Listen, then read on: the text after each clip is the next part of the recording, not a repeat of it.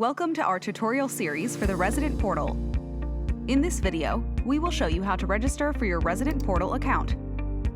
The first step is to open your web browser and type in www.clvgroup.com. Then press Enter. Once the page is loaded, click on I am a resident at the top of the page.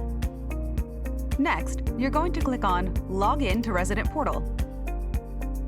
Over here, you select your province, city, and community. Then, click on Go to Portal. Now we are at the Resident Services page, and select Click here to register. You will then need to find your community by either typing in your postal code or your community name, and then click Search. Once you find your community, select it by clicking the icon here. If you are not sure which community to choose, please contact Resident Services at interrentreit.com.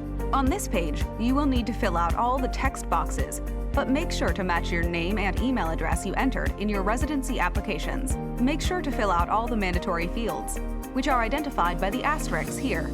Your chosen password and security question should be strong and memorable. The best practice is to take a pen and paper and write down all the account information on it.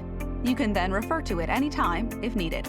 Once you've completed the form, click on Register at the bottom of the page.